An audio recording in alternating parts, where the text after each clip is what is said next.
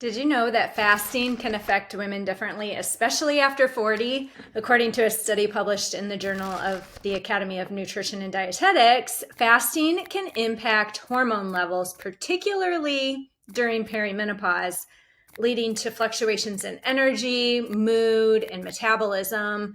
So let's talk today about fasting. Hi, my name is Sara Preston. I'm an integrative health practitioner and certified menopause and fat loss coach. And I am really super passionate about helping women over 40 to not just survive, but thrive during this crazy time of life. So let's dig in and talk about fasting. It is, I would say, a little bit controversial, and I actually teach fasting in the program that I coach women on. And so you might be surprised when you hear what I have to say today. So first of all, fasting, it kind of depends on who we are talking about. For the sedentary, overweight woman, or for people who have metabolic diseases or cancer or other types of diseases, fasting can be very beneficial. Even longer fasting, because of something that we call autophagy, and that is the cell turnover inside of your body when you are fasting. It can be really great for digestive rest. So if you have any gut issues going on, it can help your gut. It can really help your body take a break from digesting so that it can do other things inside of your body. So it can really have a lot of benefits. However, if we're talking about a woman who is active, a woman who is working out,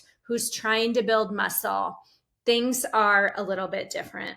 Okay, if we're talking about a woman who has hypothyroidism and a woman in perimenopause who maybe has extra stress during this time of life, who has aging parents and raising teenagers, and you have a job and you have all kinds of crazy stuff going on in your life, fasting can be different for this group of people. So why is that? Number one is fasting is another stressor on your body. So we have all kinds of stressors in our life. All those that I just mentioned, if you're in your 40s and 50s, probably. Number two, you might be exercising. You might be in a calorie deficit because you're trying to lose weight. You have these stressors on your body, and fasting is another stressor. And when we have too many stressors, this can lead to chronic elevated cortisol, which can lead to belly fat. So we have to be really careful about how many stressors we have on our body and control the ones that we can control. And fasting is one of those. So we don't necessarily want to be fasting for long periods of time if we already have other stressors. Okay, the other thing is, if you're working out and you're going hard and you want to hit those high intensities, you want to lift those heavy weights,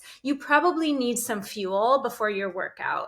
So going into a workout fasted probably isn't the best idea. I always suggest eating a little bit of something, especially carbs, before your workout so that you can really hit those high intensities that you want to hit. So what happens is then if you go into a workout fasted and then your cortisol raises, which is okay, we expect that to happen, we want that to happen. If we don't eat, that cortisol stays elevated, and that's when the belly fat starts to come on. We need that food to help get us out of that state of inflammation and to help us to build muscle.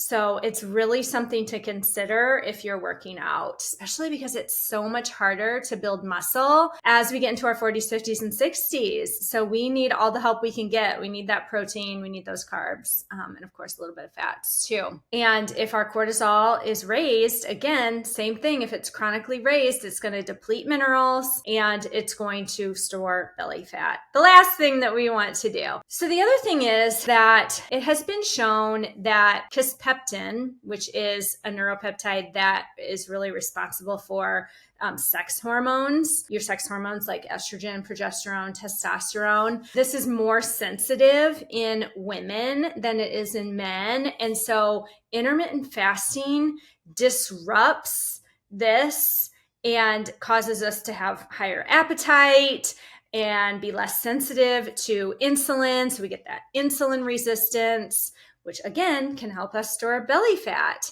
So it's the last thing that we want to do. Fasting can be really great for glucose and for insulin, but when it's taken too far or when it's done in conjunction with too many other stressors or workouts, it can actually have the opposite effect that we're looking for. So that's just something to keep in mind. Now, the good news is that if you are already in a calorie deficit, trying to lose weight, and you're exercising, you're going to get the same benefits that fasting gives you, that autophagy, that insulin, using that up, that glucose, those things you're going to get from the calorie deficit and from the exercise anyway.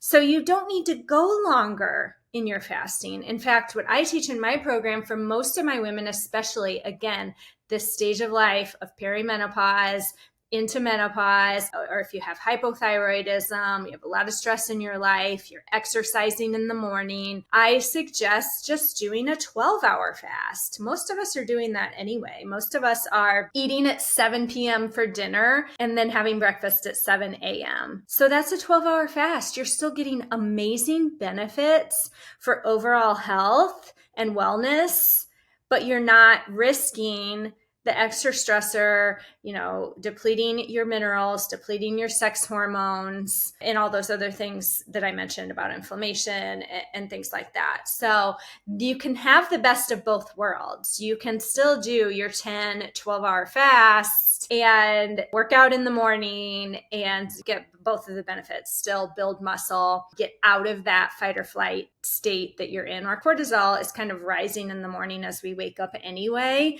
And so we really do want to eat something if we can. So I hope this is helpful. Do you have specific questions on this? Just send me a comment here.